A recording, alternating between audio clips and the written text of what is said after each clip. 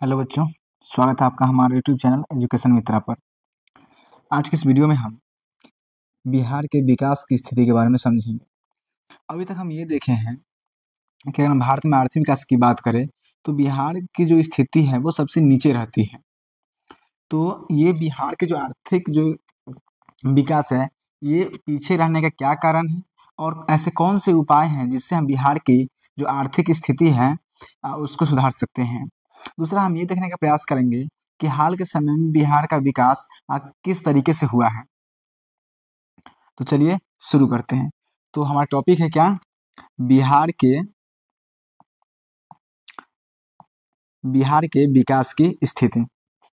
तो सबसे पहले हम अपने बिहार के इतिहास को देखते हैं, क्योंकि हम सब हैं बिहारी होने पे बहुत गर्व करते हैं और करना भी चाहिए, क्योंकि हमारा इतिहास उस तरह का रहा है। लेकिन इधर जो है कुछ समय जो है हमारे बिहार का जो आर्थिक विकास है कुछ कारणों से जो है काफी पीछे हो रहा है। हालांकि अब तो काफी मतलब इसमें तेजी आ रहा है, लेकिन जो लगभग कह सकते हैं कि आज़ादी के बाद का जो समय है उसमें उस तरीके से जो है आर्थिक विकास नहीं हो पाया है। तो क्या कारण है, उस कारण को समझेंगे और उसे दूर करने का भी हम प्रयास करेंगे कि किस तरीके से हम आर्थिक विकास को तेज करने के लिए हमें जो उसके पीछेपन के कारण है उसको किस प्रकार से हम दूर कर सकते हैं। तो चलिए शुरू करते हैं।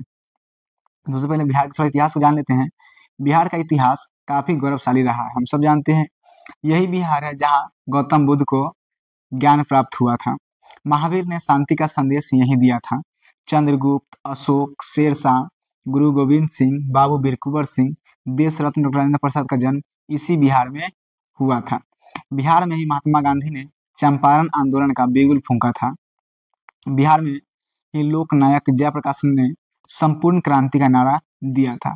लोक गीतकार भिखारी ठाकुर का जन्म भी इसी बिहार में हुआ था। देखिए, ये हमारा जो बिहार का इतिहास है किस प्रकार से रहा है ये बताया गया है। इसमें हमारे आर्थिक विकास के बारे में कुछ भी नहीं बताया। ये बिहार का इतिहास है, आप सब जानते हैं। लेकिन वही बिहार आज कई तरह की समस्याओं का शिकार है। यहाँ गरीबी, बेरोजगारी, भ्रष्टाचार तथा अशांति का माहौल है। बिहार के बारे में एक चीज कहा जाता है जो काफी इंपॉर्टेंट है, आप इसे ध्यान रखिएगा। साधनों के मामले में धनी होते हुए बिहार की स्थिति दयनीय है। मतलब बिहार में साधन की कमी तो नहीं है, लेकिन फिर भी जो बिहार की स्थिति है वह खराब है। इसका आर्थिक विकास उतने अच्छे से नहीं हो पाता है। तो ये चीज का भी आप ध्यान रखेंगे। आज बिहार अति पिछड़े राज्यों में गिना जाता है। हम सब जानते हैं कि बिहार जो है, अगर भारत के हम पूरे राज्य में देखें तो बिहार जो है सबसे पिछले राज्य में गिना जाता है, जिसे हम बीमारू राज्य भी कहते हैं। बीमारी में सबसे जो हम स्थिति खराब है वो बिहार का ही है। तो सबसे पहले हम ये समझेंगे कि बिहार के पिछड़ेपन के क्या कारण हैं। आर्थिक दृष्टि से बिहार के पिछड़ेपन के कुछ प्रमुख कारण इस प्रकार से हैं। हाँ, ये क्वेश्चन जो है अक्सर पूछा भी जाता है कि बिहार के पीछेपन के क्या कारण हैं। तो ये जो अब यहाँ से उसका आंसर अब तैयार होगा, तो आप इस चीज को भी ध्यान रखेंगे कि सीधे क्वेश्चन आता है, लॉन्ग में आता है ये क्वेश्चन कि बिहार के पीछे कारण के क्या कारण है और बिहार के पिछड़ेपन को दूर करने के क्या उपाय है। तो दो क्वेश्चन जो है पूछा जाता है, ये एक साथ भी दोनों क्वेश्चन पूछे जा सकता है। तो अभी से ही आपका आंसर यहाँ से तैयार हो जाएगा। तो सबसे पहले जो आप ये लिखेंगे कि आर्थिक दृष्टि से बिहार के पिछड़ेपन के कुछ प्रमुख कारण इस प्रकार है, और फिर से आपको कारण बताना है। जैसे यहाँ पे हम देख रहे हैं, यहाँ पे 8 कारण बताया गया है। बिहार के पिछड़ेपन के कारण की बात करें तो यहाँ पे 8 कारण यहाँ पे बताया गया है। पहला है तेजी से बढ़ती हुई जनसंख्या। ये हमारे देश के लिए भी ये जो है बहुत बड़ी समस्या है, और बिहार के लिए भी तेजी से बढ़ती जनसंख्या जो है बहुत बड़ी समस्या है। दूसरा है आधारिक संरचना का अभाव। आधारिक संरचना क्या होता है इसे हम बता चुके हैं पहले, जितने रोड है, सड़क है, शिक्षा है, स्वास्थ्य है, तो ये सब जो है आधारिक संरचना होता है। इसके बिना जो है कोई भी राज्य है, कोई भी देश है, उसका सही से विकास नहीं हो सकता है। दूसरा जो बिहार के साथ समस्या है वो है कृषि पर निर्भरता। यहाँ पे जो है उद्योग फैक्ट्री की काफी कमी है, तो ज्यादातर लोग जो रोजगार है वो कृषि पर ही निर्भर है। तो ये भी बिहार के पीछेपन का एक कारण है। चौथा कारण जो है वो है बाढ़ तथा सूखा से क्षति। बिहार के लिए सबसे महत्वपूर्ण कारण से एक है कि जो बिहार को हम देखें तो बिहार जो है दो भागों में है, उत्तरी बिहार और दक्षिणी बिहार। उत्तरी बिहार की समस्या क्या है कि यहाँ हमेशा हर साल बाढ़ आता है, और दक्षिण बिहार का एक वहाँ पे हमेशा सूखा आता है। तो इस दोनों की समस्याओं के कारण भी बिहार जो है पिछड़ेपन का कारण है। नेक्स्ट है हमारा 5वां नंबर औद्योगिक पिछड़ापन। बिहार में जो है फैक्ट्री उद्योग की काफी कमी है, इसके कारण भी क्या है बिहार जो है पिछड़ा है। फिर है गरीबी, सब जानते हैं। खराब विधि व्यवस्था, ये जो है बिहार के पिछड़ेपन के लिए बहुत बड़ा जिम्मेदार है, खराब विधि व्यवस्था। यहाँ का कानून जो है बहुत ढीला है। यहाँ जो जो भी बिजनेसमैन वगैरह, जो भी उद्योग वगैरह है, उनका सही से मतलब सुरक्षा नहीं मिल पाता है। और दूसरी बात क्या है कि जैसे देखते हैं कई बार सुनते हो किसी का ये लूट लिया, दुकान लूट लिया, तो ये जो है काफ़ी समस्या यहाँ पे होता है। तो ये खराब विधि व्यवस्था भी जो है बिहार के पिछड़ेपन का एक महत्वपूर्ण कारण है। नेक्स्ट है कुशल प्रशासन का अभाव। इसमें क्या है कि देखिए कोई भी लाइसेंस उद्योग लगाने के लिए, फैक्ट्री लगाने के लिए लाइसेंस वगैरह का, ये तो यहाँ पे इतना ज़्यादा घुसखोरी है, इतना ज़्यादा भ्रष्टाचार है कि ये भी एक जो है लोग डरते हैं बिहार में उद्योग वगैरह लगाने से। तो इसलिए बिहार के पिछड़ेपन का कारण है। तो एक-एक करके हम इसे देखते हैं। सबसे पहला जो कारण है वो है हमारा तेजी से बढ़ती हुई जनसंख्या। बिहार में जनसंख्या काफ़ी तेजी से बढ़ रही है। इसके चलते विकास के लिए साधन कम हो जाते हैं। अधिकांश साधन जनसंख्या के भरण-पोषण में चला जाता है। देखिए, जिस प्रकार से जो हमारा जनसंख्या बढ़ रहा है, उस हिसाब से साधन तो नहीं बढ़ रहा है। अगर ज़मीन की बात करें, चूँकि बिहार में जो है कृषि मुख्य है, तो जनसंख्या जिस तरह से बढ़ रहा है, ज़मीन तो नहीं बढ़ रहा है। तो एक तो ये है कि लोड ज़्यादा हो रहा है, और बाकी जितने भी, एक तो यहाँ पे है क्या, उद्योग वगैरह नहीं, फैक्ट्री वगैरह नहीं, जनसंख्या तेज़ी से बढ़ रहा है। तो लोगों के लिए क्या है कि साधन जो है वो कम होते जाता है। इस कारण से जनसंख्या जो है वो क्या है, पिछड़ेपन का कारण है। और ये बहुत ही मतलब किसी भी देश के लिए, किसी भी राज्य के लिए जो है पिछड़ेपन का ये महत्वपूर्ण कारण होता है। अगर आपके घर में 2 आदमी हो और उसके घर 4 आदमी हो, ठीक है? तो जहाँ जिस आदमी के घर में 2 आदमी होता है, वहाँ पे साधन ज़्यादा मात्रा में मिल पाता है। वो उतना ही साधन में अगर 4 लोग हो जाएँ, तो ऑब्वियसली बात है कि साधन क्या हो जाएगा? कम-कम हो जाएगा। तो इस प्रकार से तेज़ी से बढ़ती जनसंख्या बिहार के पिछड़ेपन का कारण है। दूसरा जो कारण है वो है आधारिक संरचना का अभाव। किसी भी देश या राज्य के विकास के लिए आधारिक संरचना का होना ज़रूरी होता है, लेकिन बिहार इस मामले में पीछे है। राज्य में सड़क, बिजली एवं सिंचाई का अभाव है। साथ ही शिक्षा एवं स्वास्थ्य सुविधाएँ भी कम है। इस वजह से भी बिहार में पिछड़ेपन की स्थिति कायम है। तो आधारिक किसी भी राज्य के, किसी भी देश के विकास के लिए आधारिक संरचना का अच्छा होना बहुत ज़रूरी है।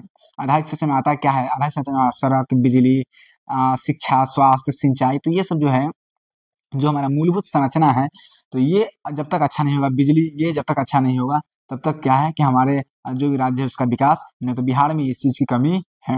हालाँकि अब जो हम ये जो हम वीडियो बना रहे हैं वो 2025 बना रहे हैं, अब तो बहुत अच्छा हो गया है। लेकिन जब ये बुक लिखाया था तब की बात है कि ये काफ़ी स्थिति उस टाइम खराब था। नेक्स्ट है कृषि पर निर्भरता। बिहार की अर्थव्यवस्था पूरी तरह कृषि पर आधारित है, क्योंकि यहाँ पे कोई उद्योग वगैरह नहीं, ज़्यादातर लोग जो है खेती करके ही अपना काम चलाते हैं। यहाँ की अधिकांश जनता कृषि पर ही निर्भर है, लेकिन हमारी कृषि की भी हालत ठीक नहीं है, क्योंकि यहाँ पे एक तो है कि उत्तरी बिहार है, वहाँ बाढ़ आ जाता है तो इससे फसल खराब। दक्षिण बिहार में क्या है कि सूखा है, वहाँ पे जो हमारा सिंचाई का उतना अच्छा साधन नहीं है, तो इस वजह से जो है कृषि की हालत ठीक नहीं। ज़्यादातर जो हमारी कृषि है प्राकृतिक वर्षा पे निर्भर है, और जिस जिस प्रकार से मौसम की अनियमितता है, इससे काफ़ी परेशानी होता है। हमारी कृषि काफ़ी पिछड़ी है। यहाँ पे जिस प्रकार से मशीन वगैरह है, उसका भी उतना ज़्यादा उपयोग यहाँ पे नहीं होता है। तो हमारी कृषि जो है काफ़ी पिछड़ी हुई है। इसके चलते जो है उपज कम होती है। नेक्स्ट है हमारा बाढ़ तथा सूखा से क्षति। बिहार में खासकर उत्तरी बिहार में नेपाल से आए जल से बाढ़ आती है। हम सब जानते हैं कि जब भी बरसात का मौसम आता है, उत्तर बिहार में हर हाल में बाढ़ आना ही है। तो क्यों आता है कि नेपाल से जो भी जल आता है, उससे बिहार के उत्तर बिहार में बाढ़ आता है। हर साल कम या अधिक बाढ़ का आना बिहार में तय है। पिछले साल 2008 में कोसी बाढ़ का प्रलय हमारे सामने है। इससे कितने जान माल की क्षति हुई है। इस साल 2009 में भी नेपाल से आए जल से बागमती नदी में बाढ़ देखने को मिला। इसके आसपास के इलाके सीतामढ़ी, दरभंगा, मधुबनी आदि जगहों में फसल की काफी बर्बादी हुई। बाढ़ अगर आएगा तो बाढ़ इसमें जान माल की क्षति हुई ही होगी, फसल खराब हुआ ही होगा। तो इस सभी क्या करता है, बिहार के आर्थिक विकास को रोक देता है, इसे स्लो कर देता है। इसी तरह सूखे की मार दक्षिणी बिहार को झेलनी पड़ती है। उत्तर बिहार बाढ़ से परेशान और दक्षिण बिहार सूखा से परेशान। इससे हमारे किसानों को अकाल जैसी स्थिति का सामना करना पड़ता है। तो देखिए यहाँ पे चित्र 1.2 में बाढ़ की स्थिति को दिखाया गया है, और चित्र 1.3 में सूखा की स्थिति, यानी दो जो हमारी प्राकृतिक आपदा है, बाढ़ और सूखा, इससे बिहार का उत्तरी बिहार और दक्षिणी बिहार दोनों प्रभावित हैं। उत्तरी बिहार जो है बाढ़ से प्रभावित है, दक्षिणी बिहार जो है वो सूखा से प्रभावित है। तो ये सब जो समस्या है, इससे क्या है कि बिहार जो है कह सकते हैं कि आर्थिक पिछड़ेपन का ये कारण है। इस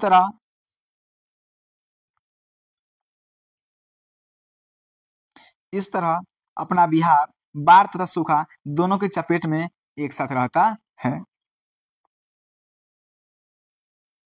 नेक्स्ट है औद्योगिक पिछड़ापन, यानी कि बिहार में उद्योग फैक्ट्री की बहुत ज्यादा कमी है। किसी भी देश या राज्य के लिए उद्योग का विकास जरूरी होता है, लेकिन बिहार में औद्योगिक विकास कुछ दिखता ही नहीं है। यहाँ के सभी खनिज क्षेत्र में बड़े उद्योग तथा प्रतिष्ठित अभियांत्रिक संस्थाएं सभी झारखंड चले गए हैं।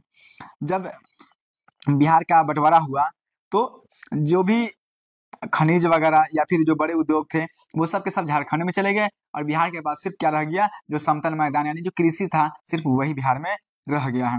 तो इससे क्या होगा कि इंडस्ट्री चला गया, सब क्या होगा झारखंड में, तो बिहार में और भी पिछड़ापन है। दूसरी बात क्या है कि बिहार में ऐसे भी फैक्ट्री की संख्या बहुत कम है।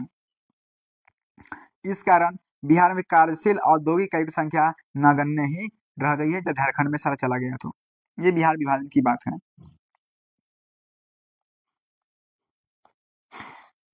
नेक्स्ट जो बिहार के पिछड़ेपन का कारण है वो है गरीबी। बिहार एक ऐसा राज्य है जहां गरीबी का भार काफी अधिक है। राज्य में प्रति व्यक्ति आय राष्ट्रीय औसत के आधे से भी कम है, यानी जो देश का राष्ट्रीय आय है उससे भी, उसका जो औसत राष्ट्रीय आय आता है बिहार का जो है प्रति व्यक्ति आय उससे भी आधा से भी कम है। इसके चलते भी क्या है, बिहार पिछड़ा है। बिहार में निर्धनता का दुष्चक्र है।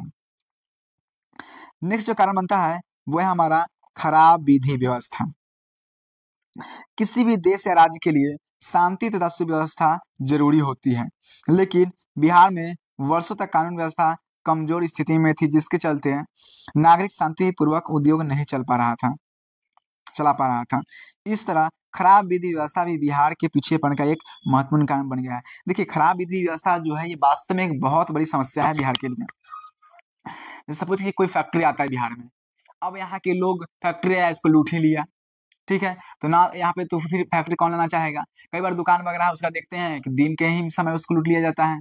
तो जब यहाँ तक जब सरकार इसको सुनिश्चित नहीं करेगा कि लोग सही ढंग से शांतिपूर्वक अपना जो उद्योग या जो भी धंधा है अगर उसको नहीं उसको सिक्योरिटी दे पा रहे हैं, तो कोई कैसे आएगा यहाँ पे, जो भी कह सकते हैं रोजगार या जो भी फैक्ट्री लगाने कैसे आएंगे। तो ये एक बहुत बड़ी समस्या है कि बिहार में एक गुंडा वगैरह कह सकते हैं या फिर जो है धमकी देकर इस तरह का चीजें है, ये काफी चीज चलते रहता है। तो ये खराब विधि व्यवस्था जो है वो बिहार के पिछड़ेपन का एक बहुत महत्वपूर्ण कारण है। फिर है हमारा कुशल प्रशासन का अभाव। बिहार की प्रशासनिक स्थिति ऐसी हो गई है जिसमें पारदर्शिता का अभाव है। इसके कारण आए दिन भ्रष्टाचार के लिए अनेक उदाहरण सामने आए हैं। देखिए ये बिल्कुल सही बात है, आप कोई फैक्ट्री ला उसका लाइसेंस से लेना है तो आपको इसमें इतना घूस देना पड़ेगा कि आप खुद परेशान हो जाइएगा, ठीक है। तो यह बिहार में भ्रष्टाचार भी बहुत ज्यादा देखने को मिलता है। आप थोड़ा बिहार की स्थिति देख लेते हैं। ये हमारा देश है, ठीक है, और यह बिहार कहाँ पे है और भारत कहाँ पे है। अगर बात करें जनसंख्या का 2001 में, तो बिहार की जनसंख्या कितना है 8.29 करोड़, जबकि देश की जनसंख्या कितना 102.9 करोड़। जनसंख्या वृद्धि दर की बात करें तो देखिए यहाँ बिहार का है 2.5%, जबकि देश का है 1.9%। इसका क्या मतलब है कि अगर हम भारत का औसत देखते हैं तो 1.9 पर जाता है, लेकिन अकेला हम बिहार का देखते हैं तो ये 2.5% तेजी से क्या है जनसंख्या यहाँ बढ़ रहा है।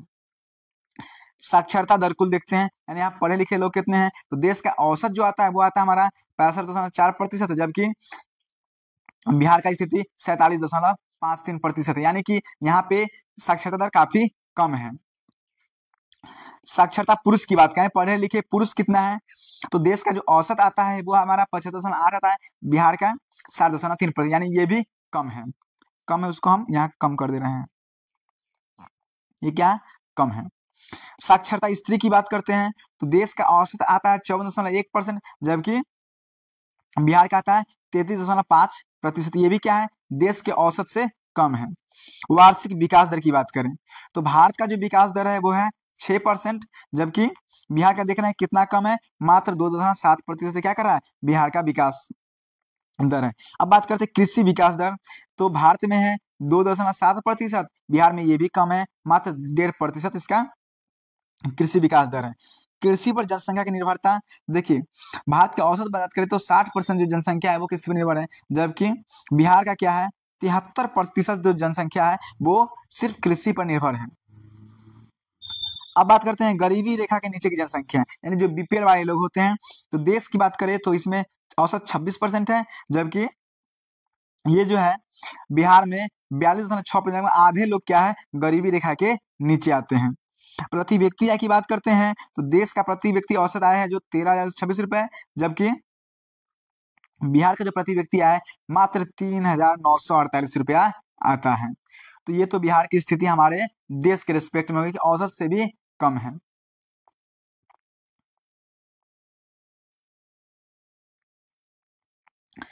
तत्कालीन राज्यपाल ने राष्ट्रीय विकास परिषद में 27 जून 2005 को अपने अभिभाषण में बिहार की आर्थिक स्थिति का जो लेखा प्रस्तुत किया था वह उपरोक्त तालिका में स्पष्ट किया गया है।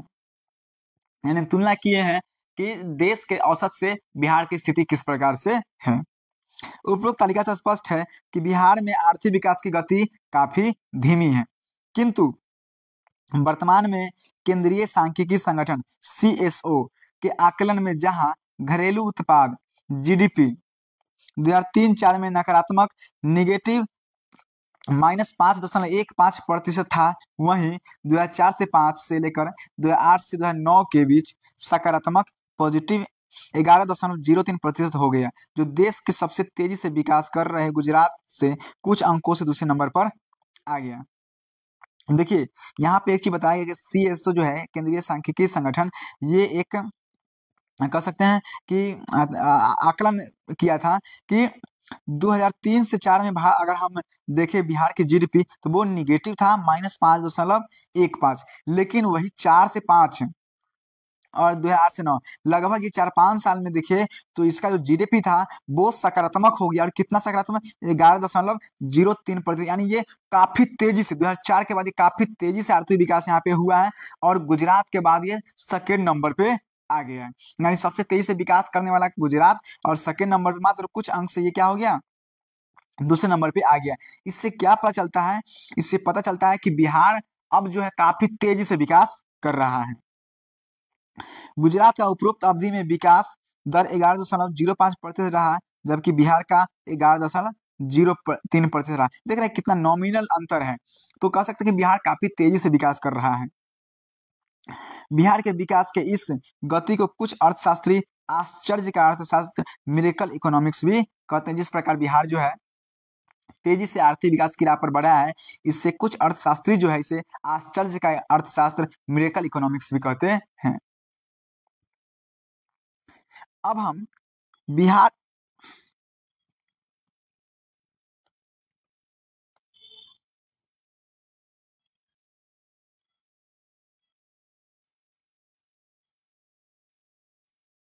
अब हम बिहार के पिछड़ेपन को दूर करने का उपाय देखेंगे। अभी तो हम कारण देखे हैं, जिसमें 8 कारण को हम देखें कि बिहार के पिछड़ेपन का ये कारण है। अब है कि इसको दूर करने का क्या उपाय है, तो अब हम बिहार के पिछड़ेपन को दूर करने के उपाय पर चर्चा करेंगे। आर्थिक विकास की गति को तेज करके ही बिहार की स्थिति में सुधार किया जा सकता है।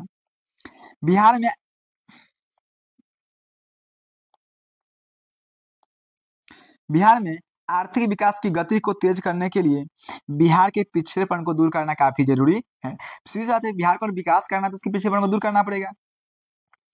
पूर्व राष्ट्रपति डॉक्टर एपीजे अब्दुल कलाम ने कहा था कि बिहार के विकास के बिना भारत का विकास संभव नहीं है। तो ये क्वेश्चन आपको ऑब्जेक्टिव में पूछा सकता है कि किन्होंने कहा था या किसने कहा था कि बिहार के विकास के बिना भारत का विकास संभव नहीं है, तो आंसर क्या होगा डॉक्टर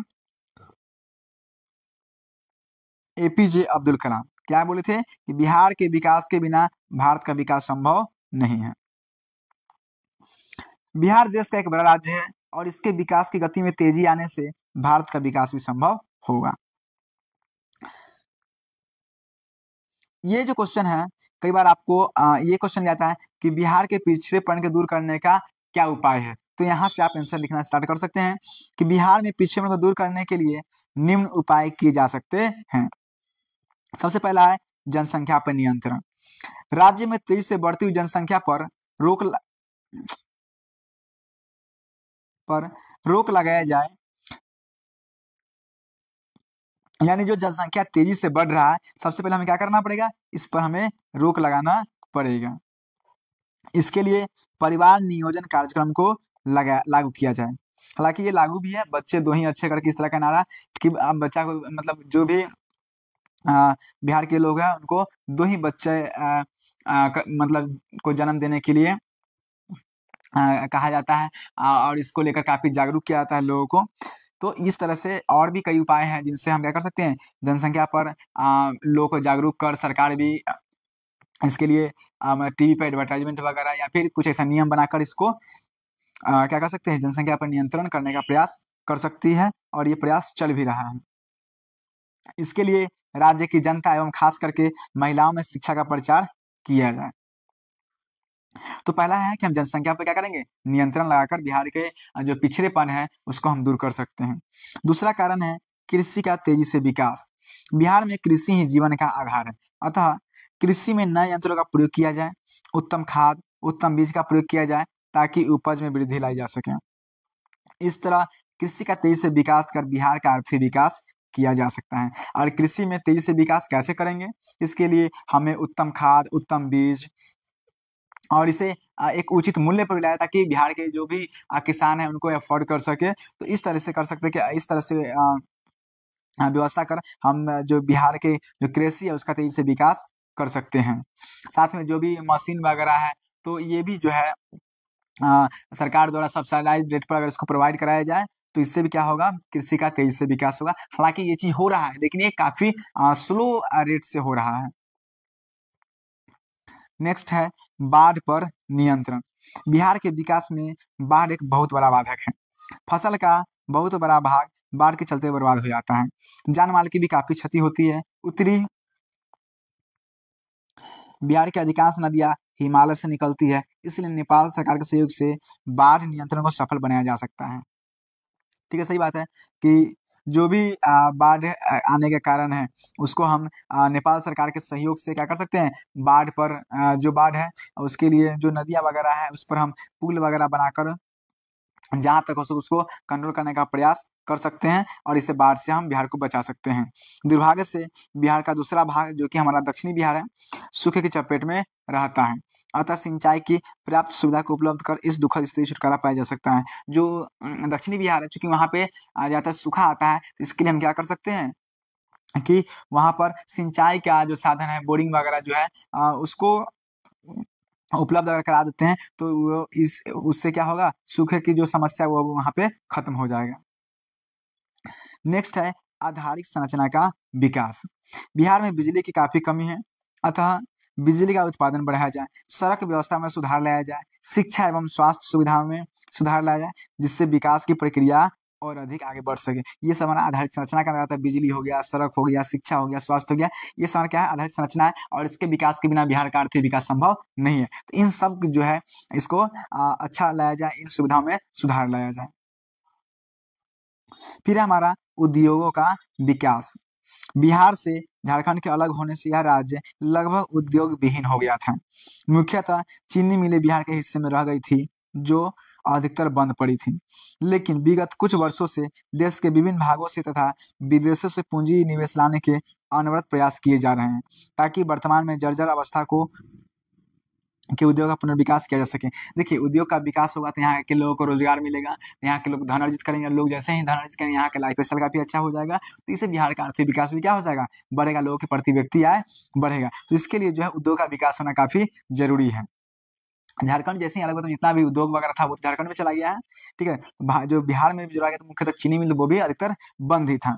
तो अब हालांकि बहुत अच्छा प्रयास किया जा रहा है, विदेश से भी बहुत सारा या फिर देश के अलग अलग हिस्सों से बिहार में फैक्ट्री वगैरह आ रही है, तो ये एक अच्छी बात है। शॉर्ट में अगर हम देखें तो यहाँ पे देखिए कुछ कारण यहाँ पे दिखाया गया है कि बिहार के पिछड़ेपन को दूर करने का उपाय। तो ये आप 9 जो यहाँ पे दिया गया उपाय पिछड़ेपन को दूर करने का, इसे आप याद कर लेंगे। सबसे पहला है जनसंख्या पर नियंत्रण, यानी जनसंख्या पर नियंत्रण करके हम क्या कर सकते हैं, बिहार के पीछे को दूर कर सकते हैं। कृषि का तेजी से विकास, बाढ़ पर नियंत्रण, आधारिक संरचना का विकास, उद्योगों का विकास, गरीबी दूर करना, शांति व्यवस्था की स्थापना, स्वच्छता, ईमानदार प्रशासन, केंद्र से अधिक मात्रा में संसाधन का हस्तांतरण, ताकि से विशेष राज्य का दर्जा भी जो अभी जो नीतीश सरकार है वो काफ़ी समय से विशेष राज्य का दर्जा मांग रहा है, ताकि केंद्र से अधिक मात्रा में संसाधन का हस्तांतरण हो सके, लेकिन अभी तक तो मिल नहीं पाया है। तो अगर केंद्र ये काम करता है तो बिहार का और तेजी से विकास हो पाएगा। नेक्स्ट जो है हमारा,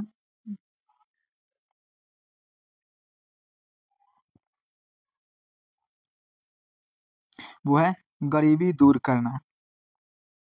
बिहार में गरीबी का सबसे अधिक प्रभाव है। गरीबी रेखा के नीचे लगभग 42% से भी अधिक लोग यहाँ जीवन बसर कर रहे हैं। 42% मतलब लगभग आधे से अधिक लोग क्या है, गरीबी रेखा के नीचे रहते हैं। इनके लिए रोजगार की व्यवस्था की जाए, स्वरोजगार को बढ़ावा देने के लिए इन्हें प्रशिक्षण ट्रेनिंग दिया जाए।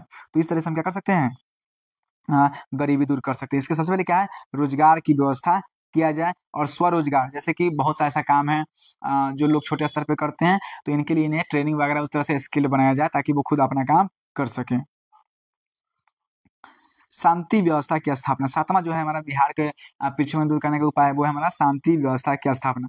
बिहार में शांति का माहौल कायम कर व्यापारियों में विश्वास जगाया जा सकता है तथा आर्थिक विकास की गति को तेज किया जा सकता है। तो शांति व्यवस्था बिहार के उद्योग के लिए बहुत ज़रूरी है। बिहार के व्यापारियों में विश्वास जगाया जा सकता है कि हाँ, हम यहाँ पे सुरक्षित अपना जो भी रोज़गार है, चाहे जो भी उद्योग धंधा है, उसको हम अच्छे से कर सकते हैं। अगर ये हो गया तो बिहार का और तेज़ी से विकास हो जाएगा। स्वच्छ तथा ईमानदार प्रशासन, बिहार के आर्थिक विकास के लिए स्वच्छ, कुशल तथा ईमानदार प्रशासन ज़रूरी है। यहाँ पे सबसे बड़ी समस्या जो एक होता है वो होता है घूसखोरी का, भ्रष्टाचार का। तो अगर ये समस्या खत्म हो जाए तो भी बिहार का विकास हो जाएगा। केंद्र से अधिक मात्रा में संसाधनों का हस्तांतरण, ये भी बहुत ज़रूरी है। बिहार के वि बिहार के विकास के लिए केंद्र से अधिक मात्रा में संसाधनों के हस्तांतरण, ट्रांसफर ऑफ रिसोर्स की ज़रूरत है। देखिए, बिहार एक तो पिछड़ा राज्य है, यहाँ उद्योग धंधा भी नहीं है, ठीक है? जनसंख्या काफ़ी तेज़ बहुत ज़्यादा है, ठीक है? तो इसके लिए केंद्र सरकार को चाहिए कि वो बिहार को कुछ स्पेशल पैकेज वगैरह दे, जिससे यहाँ के लोगों का जो जीवन स्तर है वो सुधर जाए, फैक्ट्री वगैरह ताकि लगे, और यहाँ बिहार के जो आर्थिक विकास है वो आगे बाकी राज्यों से, बाकी राज्य क्या, बाकी आगे इसका विकास हो सके। कुछ राज्यों को विशेष राज्य का दर्जा देकर उन्हें अधिक मात्रा में केंद्रीय सहायता दी जाती है। विशेष राज्य का दर्जा प्राप्त होने के कारण जम्मू एवं कश्मीर, पंजाब, उत्तर पूर्व के राज्यों को विशेष सहायता मिलती रही है। तो अगर बिहार को भी अगर विशेष राज्य का दर्जा मिल जाएगा तो केंद्र से अधिक मात्रा में यहाँ पे सहायता मिलेगा, जिससे बिहार का आर्थिक विकास हो जाएगा। चूँकि बिहार आर्थिक दृष्टि से पिछड़ा माना जाता रहा है। 15 नवंबर 2000 को बिहार से झारखंड अलग हो जाने के बाद खनिज बाहुल्य क्षेत्र झारखंड में चले गए। जितने भी खनिज वगैरह के क्षेत्र थे वो कहाँ चले गए? झारखंड में चले गए, और बिहार के पास केवल उर्वरक भूमि तथा कुछ ही उद्योग रह गए। तो एक चीज़ यहाँ पे इम्पोर्टेंट है कि बिहार जो है झारखंड से कब अलग हो गया? ये बिहार से झारखंड कब अलग हो गया? तो 15 नवंबर 2000, ये डेट आप याद रखिएगा।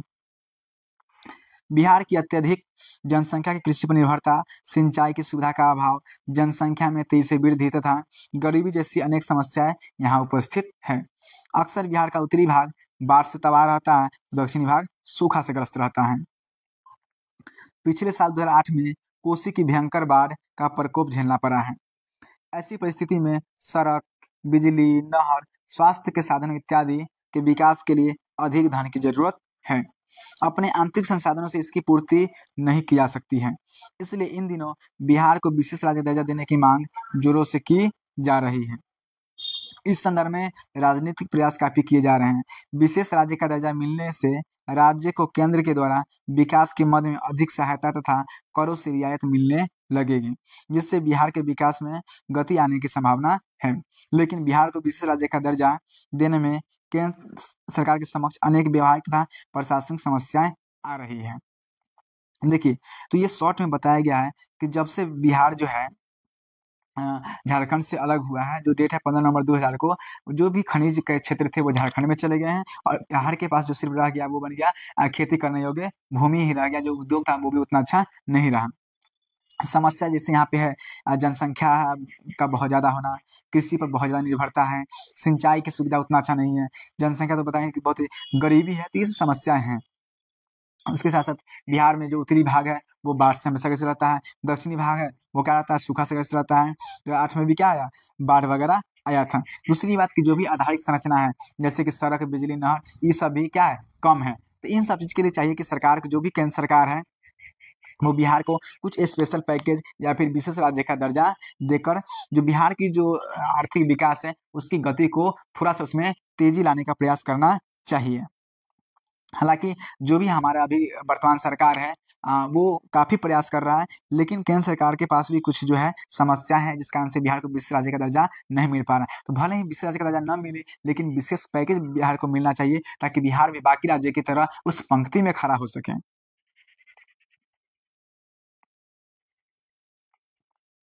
नेक्स्ट टॉपिक है हमारा, देश के आर्थिक विकास में बिहार के विकास की भूमिका। बिहार देश का एक बड़ा राज्य है। भौगोलिक क्षेत्रफल तथा जनसंख्या दोनों ही दृष्टिकोण में से बिहार का स्थान भारत में अपना एक अलग महत्व रखता है। इसलिए कहा जाता है कि यदि भारत का विकास करना है, तो बिहार का विकास करना आवश्यक है। सीधी-सी बात है कि कोई भी राज्य जब तक विकास नहीं करेगा, देश का विकास कैसे होगा? चूँकि बिहार जो है, इसकी जनसंख्या भी काफ़ी ज़्यादा है, भौगोलिक क्षेत्रफल भी काफ़ी ज़्यादा है, तो इसीलिए बिहार के विकास के बिना भारत का विकास संभव नहीं है। तो भारत का अगर विकास करना है, तो हमें बिहार का विकास करना ही पड़ेगा। चाहे राजनीतिक साझेदारी की बात हो अथवा विकास के मापदंड को स्थापित करने की बात हो, अब बिहार को नज़रअंदाज नहीं कर सकते। एक प्रसिद्ध अर्थशास्त्री कुज़नेट ने विश्व के संदर्भ में यह कहा था कि गरीबी कैंसर रोग की तरह है। जिस तरह शरीर के एक छोटे से भाग में हुआ कैंसर पूरे शरीर को विषाक्त कर देता है, ठीक उसी तरह किसी एक भाग की गरीबी पूरे विश्व को संपन्नता के लिए घातक होता है। सीधी बात है कि भारत के सभी राज्य का विकास हो जाए और बिहार पिछड़ा ही रहे, तो भारत को लोग कौन कहेगा कि भारत एक मतलब विकसित राज्य है? नहीं कह सकता है। तो ये कोई भी भारत के किसी भी राज्य में अगर वो पीछे है, तो वो देश का विकास नहीं कहलाएगा। तो कहने का मतलब है कि जैसे कैंसर की बात करें, कैंसर अगर शरीर के किसी एक हिस्से में भी होगा, तो पूरे शरीर में फैलने लगता है। उसी प्रकार तो बिहार भी भारत का एक राज्य है। अगर ये गरीब रहेगा, तो वो कहीं न कहीं इसका प्रभाव हमारे देश पे पड़ेगा। उपरोक्त कथन की सार्थकता इस बात में है कि बिहार को पिछड़ा और गरीब रखकर हम भारतवर्ष के विकास एवं समृद्धि की कल्पना नहीं कर सकते हैं। बिहार देश का एक ऐसा राज्य है जहाँ अत्यधिक उर्वरक भूमि फर्टाइल लैंड है। हिमालय से निकलने वाली नदियों में अनवरत जल प्रवाह होता रहता है। यहाँ धरती के नीचे कम सतह पर ही जल प्राप्त हो जाते हैं। यदि बिहार की नदियों को परस्पर जोड़ रिवर इंटरलिंकिंग और जल संसाधन का उपयोग की योजना को लागू कर दिया जाए, तो उत्तरी बिहार को बाढ़ भी इसके बचा जा सकता है तथा दक्षिणी बिहार को सिंचाई की सुविधा को के द्वारा सूखे से राहत दिलाई जा सकती है। ये बहुत इंपॉर्टेंट बात है कि जो बिहार की नदी है, उनको क्या करें, जोड़ दिया जाए। इससे क्या हो जाएगा कि जो उत्तर बिहार में जो बाढ़ के समय पानी ज़्यादा हो जाता है, तो उसको दक्षिण बिहार में उसको पहुँचा दिया जाए, ताकि दक्षिण बिहार में जो सूखे की स्थिति है, तो वो खत्म हो जाए। तो नदी यहाँ भी पानी ज़्यादा नहीं रुकेगा और वहाँ भी पानी की जो ज़रूरत है, वो पूरा हो जाएगा। तो नदी को क्या किया जाए, उत्तर बिहार से दक्षिण बिहार तक उसको जोड़ दिया जाए। बिहार में दक्ष मानव संसाधनों की कमी नहीं है। दक्ष मानव संसाधन का मतलब कि जो स्किल्ड जो लेबर है, उसका बिहार में कमी नहीं है। न केवल वर्तमान के प्रौद्योगिकी टेक्नोलॉजी क्षेत्र में बिहार की भागीदारी अधिक है, बल्कि यहाँ के कम पढ़े-लिखे मज़दूरों ने भी दूसरे राज्यों में जाकर वहाँ के विकास के फलीभूत बने हैं। देखिए, आज भले ही मुंबई, दिल्ली और भी बाकी जो राज्य है, पंजाब वगैरह, तो वहाँ पे अधिकतर जो काम करने वाले लोग आपको बिहार के ही मिलेंगे। अगर ये सारे लोग अगर बिहार में अगर रहकर काम करते, तो बिहार आज कितना आगे होता। चूँकि बिहार में बहुत सी चीज़ का अभाव है, इसलिए यहाँ लोग नहीं रुक पाते हैं। लेकिन बिहार के लोग जहाँ भी गए हैं, उस राज्य को विकास में काफ़ी अपना योगदान दिए हैं। देश के सूचना प्रौद्योगिकी, इन्फॉर्मेशन टेक्नोलॉजी में तथा पंजाब कृषि विकास में बिहार के मानव संसाधनों का प्रमुख योगदान रहा है, जैसा कि हम बताए हैं। देश के आर्थिक विकास के प्रत्येक क्षेत्र में बिहारियों का योगदान महत्वपूर्ण रहा है। यहाँ के प्राकृतिक संसाधन तथा कर्मठ मानव संसाधन के योगदान से बिहार की कृषि और कृषिजन्य और कृषि जनित उद्योग एग्रो-बेस्ड इंडस्ट्री के विकास से राज्य का विकास किया जा सकता है। देखिए, चूँकि बिहार में जो है कृषि जो संसाधन है वो मेनली है। तो बिहार में जो है कृषि जनित जितने भी उद्योग एग्रो-बेस्ड इंडस्ट्री है, जैसे कि वगैरह कह सकते हैं कि जो हमारा सॉस वगैरह का जो फैक्ट्री वगैरह है वो लगाया जाए, या फिर जो भी हमारा एग्रीकल्चर से रिलेटेड जो इंडस्ट्री है उसको अगर लगाया जाए तो इससे बिहार के को विकसित राज्य बनाने में काफ़ी हेल्प मिलेगा, बिहार का आर्थिक विकास करने में काफ़ी सहायता मिलेगा। हाल के वर्षों में बिहार के विकास में गति आई है। केंद्रीय सांख्यिकी संगठन सीएसओ ने बिहार का वर्तमान विकास दर 11.03% माना है, जो देश में गुजरात 11.5% बाद दूसरा है। यानी बिहार में विकास बहुत तेजी से हो रहा है, इस बात को मानना पड़ेगा। देखिए यहाँ पे एक लिखा है कृषि जनित उद्योग। कृषि जनित उद्योग क्या होता है? ऐसे उद्योग जो कृषि उत्पादन पर आश्रित होता है तथा जिनके उत्पादन में कृषि क्षेत्र से कच्चा माल आता है, जैसे कि गन्ना का फैक्ट्री हो गया, सॉस वगैरह, अचार चटनी वगैरह का जो है, ये सब कहीं न कहीं जो हमारा कृषि से इसका कच्चा माल आता है, तो इसे हम क्या बोलते हैं? कृषि जनित उद्योग बोलते हैं। उदाहरण के लिए आम से अचार बनाना, टमाटर से टमाटर सॉस बनाना, ये सब क्या है? कृषि जनित उद्योग हैं। विगत वर्षों में भारत के विकास की गति में तेजी आई है। विकास की गति के कारण ही वर्तमान दौर की आर्थिक मंदी का दुष्प्रभाव भारत की अर्थव्यवस्था पर कम हुआ है। इस चीज़ को तो मानना पड़ेगा कि जो विकास की गति जो है, वो कहीं न कहीं जो आर्थिक मंदी है, उसको क्या है, इसका प्रभाव जो है भारत की अर्थव्यवस्था पर कम हुआ है। यह संतोष की बात है कि विगत वर्षों में बिहार के विकास के लिए कारगर प्रयत्न किए जा रहे हैं। ये बात बिल्कुल सबको मानना पड़ेगा कि बिहार में जो स्थिति है उसको काफ़ी सुधारने का प्रयास किया जा रहा है। चाहे हम बात करें कि प्रशासनिक व्यवस्था की बात करें, या फिर हम आधारिक संरचना की बात करें, या फिर उद्योग की बात करें, तो इसमें काफ़ी सुधार हो रहा है, इस चीज़ को मानना पड़ेगा। बिहार के प्रगति की इस दौर की प्रशंसा देश भर में की जाने लगी है। यदि देश और बिहार कंधा में कंधा मिलाकर विकास की प्रक्रिया वर्तमान दौर को कारगर करे, तो 21वीं शताब्दी में आर्थिक दृष्टिकोण से भारत विश्व के अग्रणी देशों में आ जाएगा। अतः स्पष्ट है कि देश के आर्थिक विकास में बिहार के आर्थिक विकास की भूमिका महत्वपूर्ण है। सीधी-सी बात है कि हम बिहार के विकास के बिना भारत का विकास की कल्पना नहीं कर सकते हैं। बिहार का विकास होने के साथ ही हमारे देश का विकास होगा।